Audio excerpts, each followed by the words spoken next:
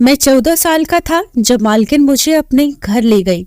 मुझे 150 रुपए देती और मुझसे अपनी पीठ की मालिश करवाती। मैं जी मालकिन कहकर 150 रुपए में राजी हो जाता और मैं उनकी कमर की मालिश करता। लेकिन एक रात मालकिन कहने लगी, सूरज आज कमरे की लाइट बुझा दो। मैं खामोशी से लाइट ऑफ कर दी। मेरे होश उड़ गए जब मालकिन मेरे हाथ बुरी तरह से कपकपा रहे थे। मैं जिस उम्र से गुजर रहा था, ये दौर एक लड़के के लिए बहुत अहम दौर होता है, क्योंकि अपनी जवानी की तरफ तवज्जो बढ़ने लगती है। ऐसे में किसी की कमर की मालिश करना मेरे लिए किसी आजमाइश से कम नहीं था। जब मालकिन ने मुझे अपने कमर की मालिश को कहा तो मैं कुछ देर तो उन्हें हैरत से ताकता रह गया था। मैं ये कैसे कर सकता था? ये बात बहुत शर्म की थी, लेकिन मेरे पापा ने कहा था कि मालकिन की किसी बात का इनकार मत करना। बड़ी रहम दिल औरत है, अगर तुमने उसके दिल में जगह बनाई तो तनख्वाह से ज्यादा पैसे भी दे देगी। पैसे उन्होंने मुझे दे दिए थे, वो भी पूरे 150 रुपए, और कहा ये पैसे सिर्फ तुम्हारे हैं। मैं खुश भी हुआ था, लेकिन जब उन्होंने कहा कि मेरी कमर पर तेल की मालिश कर दो तो मैं चौंक सा गया था। उनका मुंह ताकने लगा। वो कैसे एक लड़के से मालिश करवा सकती थी? मैंने कुछ न कहा, लेकिन उस वक्त बहुत ही बुरी तरह से घबरा गया था। वो मुझसे अपने कमरे में ले गई और फिर बेड पर लेट गई और मुझसे कहने लगी, उनकी कमर पर तेल लगा दो। जब मैंने उनकी कमर से कमीज ऊपर की तो एकदम से आंखें बंद कर ली। जो तेल उन्होंने मुझे दिया, मैंने वो बंद आंखों से हाथ पर जरा सा लिया और उनकी कमर पर लगाने लगा। मेरी कोशिश यही थी कि सारा फोकस अपने काम पर करूं। मैं अपनी नजरों को एक बार भी उनकी कमर की तरफ नहीं उठाया, बस नजरें झुकाए उनकी मालिश करता था। मुझे याद आने लगा कि जब मैं यहाँ का काम करना शुरू किया था तो शुरू के दिन काम के मामले के मुताबिक मालकिन के कमरे में दाखिल हुआ तो मुझे मालकिन आज कुछ बदली हुई सी महसूस हो रही थी। मुझे लगा उनकी रंगत कुछ अजीब सी हो रही है और उनका चेहरा भी पसीने में डूब रहा था। वो गठरी सी बनी हुई पता नहीं क्या कर रही थी कि मुझे देखते ही झटके से सीधी हुई और मुझसे नजरें चुराने लगी। मैं कुछ हैरत से मालकिन को देख रहा था। मुझे लगा मालकिन की तबीयत ठीक नहीं है। मैं वैसे हमेशा मालकिन की खिदमत खामोशी से करता था, मगर आज मैंने कुछ हिचकिचा के मालकिन को देखते हुए पूछ लिया। मैंने कहा कि मालकिन, क्या आप ठीक हैं? आप घबराई हुई क्यों हैं? मेरे लहजे में खुद ब खुद एहतराम और नमी समेट आई थी। मालकिन की दिल से इज्जत करता था और मुझे उनकी गहरी फिक्र थी, क्योंकि वो मेरी मालकिन ही नहीं बल्कि मेरे लिए बहुत अच्छी औरत थी। कम उम्र से ही उन्होंने मुझे सहारा दिया था और मेरी डूबी जिंदगी को खुशहाल में बदलने में मालकिन का अहम किरदार था। मुझे परवाह नहीं थी कि बदले में उन्होंने मुझसे चाहे जैसा भी काम लिया था, मगर उनके दिए पैसों से मेरी जिंदगी बदल गई थी। मेरे घर के हालात बदल गए थे। मेरे सवाल पर मालकिन ने नहीं में सर हिलाते हुए मुझे तसल्ली दी थी कि वो बिल्कुल ठीक है, मगर उनके अल्फाज मालकिन के चेहरे से साफ जाहिर हो रहे थे। वो कुछ छुपा रही थी और उनको उस वक्त कोई परेशानी हो रही थी। कई महीनों तक उन्होंने मुझे अपने घर के ही काम करवाए थे। आज पहली बार जब मालिश के लिए कहा तो मैं बुरी तरह से घबरा गया। एक तो वो पूरे घर में अकेली रहती थी और अकेली थी, ना पति और ना ही कोई औलाद। ये बात सुनकर पहले तो मैं खामोश हो गया, लेकिन आज मैंने मालिश कर दी थी, लेकिन पूरा वक्त मेरे हाथ पूरी तरह से कपकपा रहे थे। मुझे लगा मालकिन बस एक ही दिन में ऐसा करवाएगी, लेकिन अब तो वो रोज ही मुझे मालिश करवाने लगी। मुझे मालिश के किसी काम से इतना जिद महसूस नहीं होता था, क्योंकि वह आम नियत के साथ मुझसे कहती थी, लेकिन मैं अकेले कमरे में जब उन्हें तेल मालिश करता तो मुझे बेचैनी सी महसूस हो रही थी। एक अजीब बात यह थी कि जब मैंने मालकिन की मालिश शुरू की थी, मालकिन बड़ी मेहरबान नजरों से मुझे देखने लगी थी। मुझे पहले 150 रुपए देती थी, लेकिन अब तो 300-400 रुपए देती थी। न जाने मुझे उनकी ये मेहरबानी खटकने लगी थी। आज भी मैं रोजाना की तरह मालकिन की मालिश करने के लिए उनके तेल की शीशी उठाई तो मैं खुद 14 साल की उम्र से मालकिन की कमर की मालिश कर रहा था। मुझे ये काम बहुत शर्मिंदा करता था और उलझन भी महसूस कराता था। मुझे मालकिन पर गुस्सा भी आता था कि न जाने वो मुझे कैसे कैसे काम देती है, मगर मेरी मजबूरी थी, क्योंकि मुझे पैसे चाहिए थे और मालकिन मुझे रोजाना उस काम के बदले 150 रुपए देती थी। इसीलिए मैं खामोशी से मालकिन का ये काम करता रहा। ये तो बहुत बाद में मुझ पर बात खुली थी कि मालकिन मुझसे ये काम क्यों लेती थी। मैं मालिश करके वो तेल उठाकर मालकिन के बिस्तर पर बैठा तो अचानक मालकिन मुझसे बोली कि सूरज लाइट ऑफ कर दो। मैं चौंक कर मालकिन को देखने लगा। मुझे गड़बड़ का एहसास हो रहा था, मगर मालकिन बताने को तैयार नहीं थी। बहरहाल मैंने लाइट ऑफ कर दिया और अंधेरे में अंदाजे से चलता हुआ मालकिन के बिस्तर पर पहुंच गया था। अचानक अंधेरे में मुझे महसूस हुआ कि मालकिन बिस्तर पर लेट गई है। मैं भी मालकिन की तरफ हाथ बढ़ाता कि मालकिन ने रोक दिया और मेरे हाथ पकड़कर से जो बात कही, मेरे तो होश उड़ गए। मेरा दिल पूरी तरह से धड़कने लगा और मैं अपनी जगह पर बैठा का बैठा रह गया था। मेरे लिए ये हरकत करना मुश्किल हो रहा था। यह मालकिन की बात सुनकर अंदर तक हिल गया था। मैं भोपाल के गांव में रहता था। मेरा घराना बहुत गरीब था और मैं 14 साल का था, इसीलिए मेरे लिए काम ढूंढना या कमाना मुश्किल था। मैं हसरत से अपने माँ बाप को मुश्किल जिंदगी गुजारते देख रहा था। वह तंग दस्ती से का शिकार हो रहे थे और मैं उनकी मदद नहीं कर पा रहा था। मेरा बस नहीं चल रहा था कि किसी तरह पैसे जमा करके उनके आगे दुनिया की हर चीज का ढेर लगा दूं।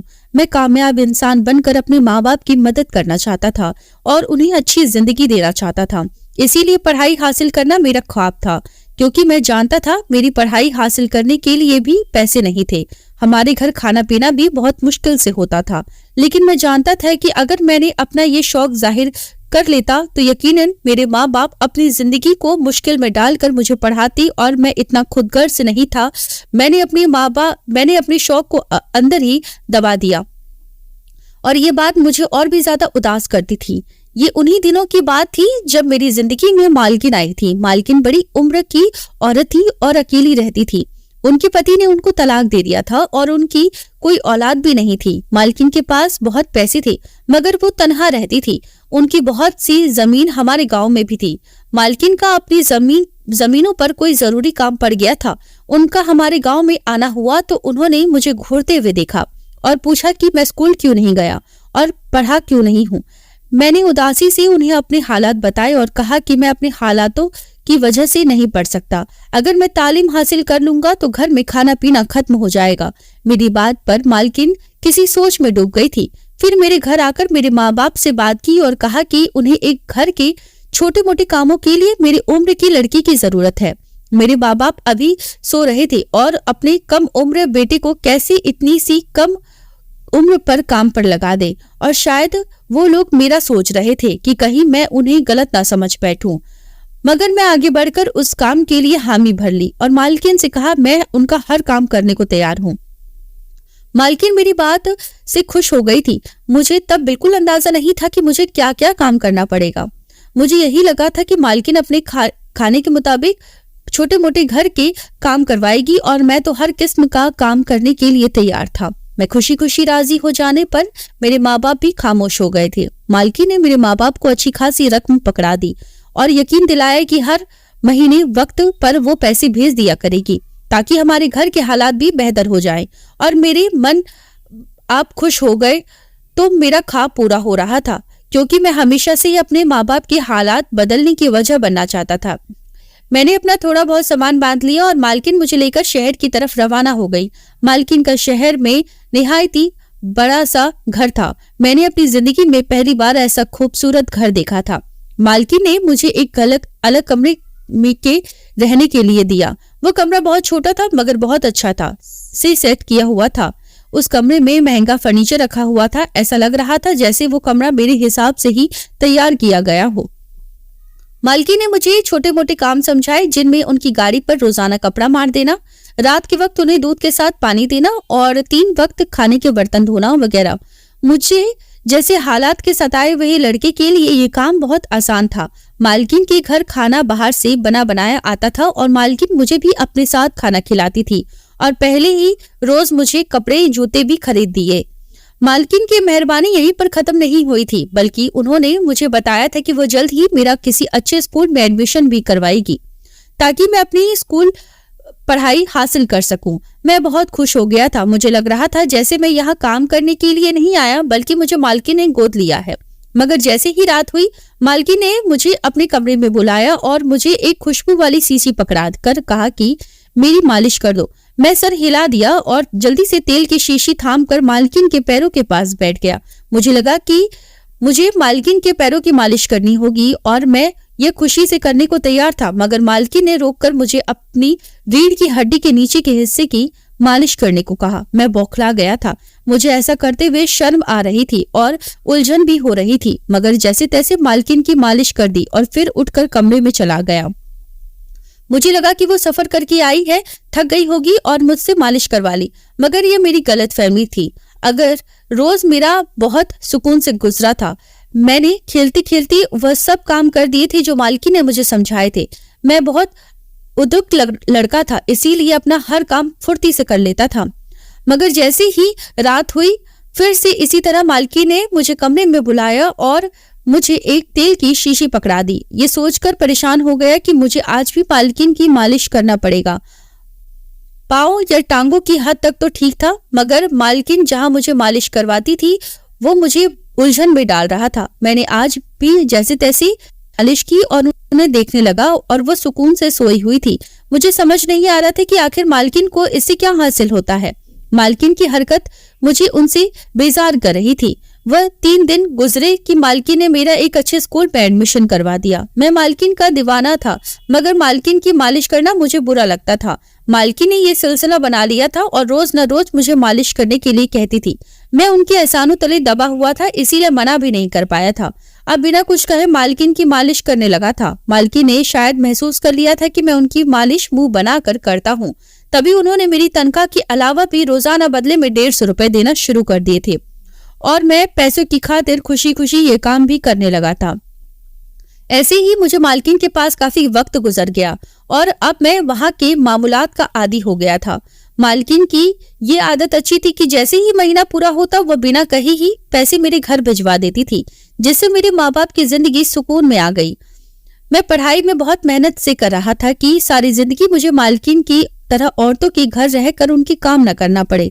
एक रोज मामले के मुताबिक मैं मालकिन की मालिश के लिए उनके कमरे में गया तो मालकिन गौर से मुझे देखने लगी। उन्होंने मालिश करते हुए हमेशा मेरे चेहरे पर बेजारी छाई रहती थी और मैं मुंह बनाकर उनकी मालिश करता था और ये बात मालकिन भी महसूस करती थी। तभी इस रोज मालकिन मुझे गौर से देख रही थी और फिर बोली कि मैं जानती हूँ तुम्हें मेरा ये काम करना बुरा लगता है, मगर मैं मजबूर हूँ, इसीलिए तुम्हारे मुंह बनाने के बावजूद भी तुमसे ये काम करवाती हूँ।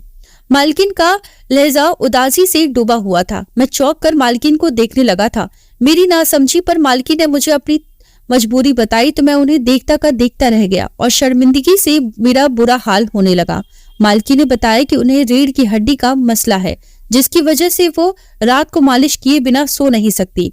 इस काम के लिए मालकिन ने नर्स लड़कियां भी रखने की कोशिश की थी, मगर सभी कोई न कोई बहाना करके कभी जल्दी जल्दी मालिश कर देती और कभी मालिश किए बिना ही चली जाती।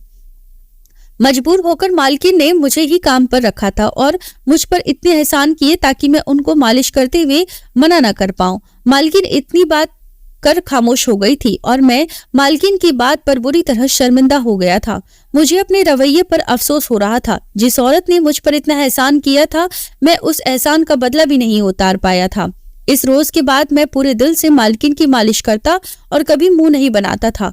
मालकिन मुझसे खुश रहने लगी थी। मैं अब जवान हो गया था और मालकिन बहुत बूढ़ी हो चुकी थी। एक रोज मैं मामले के मुताबिक मालकिन की मालिश करने के लिए कमरे में गया तो मालकिन की हालत बहुत खराब लग रही थी।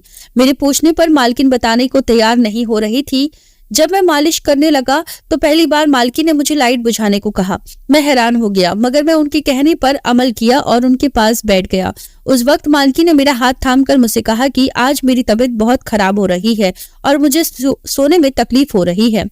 मुझे लगता है कि मेरा वक्त करीब आ चुका है। मालकिन की बात सुनकर मुझे खुद ठंडा पसीना आने लगा था। मैं चुप बैठा था। मालकिन बोली कि तुम्हारी किस्मत ने मेरा दिल जीत लिया है। मालकिन की बात सुनकर मुझे ठंडा पसीना आने लगा था। मैं चुप बैठा था। मालकिन बोली कि तुम्हारी किस्मत ने मेरा दिल जीत लिया है। मेरा कोई बेटा होता तो तुम ही होते। मैं अभी तुम्हें अपना बेटा समझती हूँ। मैं अपनी जायदाद तुम्हारे नाम कर दी है। अपना ख्याल रखना। मालकिन ने इतना कहा और उनके हाथ नीचे गिर गए। मैं जल्दी से उठकर लाइट ऑन की, मालकिन को देखा और जल्दी से डॉक्टर को कॉल मिलाई।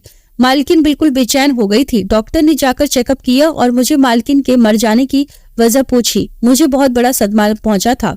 मैं रो रो कर बिल्कुल पागल होने लगा था।